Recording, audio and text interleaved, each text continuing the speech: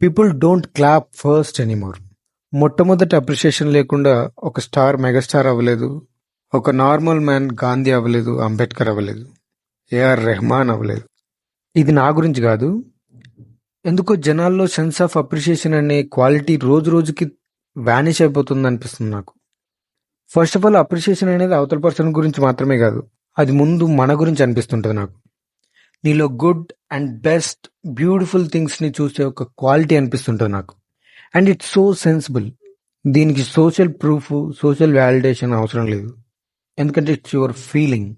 Social media స్టేటస్లో అందరూ మంచిగా కోరుకుంటారు, కానీ ఎవ్వడు మనలో రోజు పక్కనోడితో మంచిగా ఉండడు అని అనిపిస్తుంటుంది నాకు.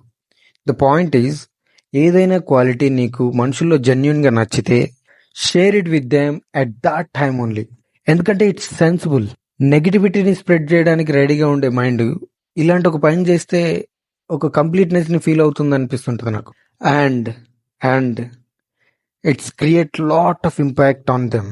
ఆల్సో మీరు కూడా మీలో కలిగిన బ్యూటిఫుల్ ఫీలింగ్కి జస్టిఫికేషన్ ఇచ్చిన వాళ్ళు అవుతారు. అండ్ ఈ అప్రిషియేషన్ అనేది not only on social media, reels, stories, shorts. నీ డైలీ లైఫ్లో నువ్వు ఇంటరాక్ట్ అయ్యే నీ బెస్ట్తో కమ్యూనికేట్ అవ్వడానికి ఇదొక way. And definitely it feels very fresh. Moreover, appreciate చేయడానికి కూడా ఒక స్థాయి, మెచ్యూరిటీ కావాలి. ప్రపంచం మెచ్చే ప్రతి గొప్పతనం అంతా ముందు ఎవరో ఒక్కడితోనే స్టార్ట్ అయి ఉంటుంది కదా అనిపించింది ఆలోచిస్తే. అండ్ సేమ్ టైం అప్రిషియేట్ చేయడానికి కూడా ఒక స్థాయి, maturity కావాలనిపించింది.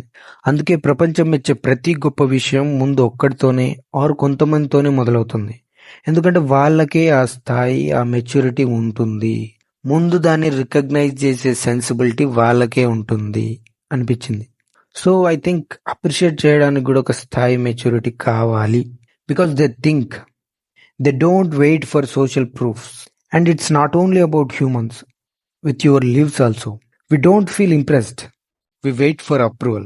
We all need social proof like a child.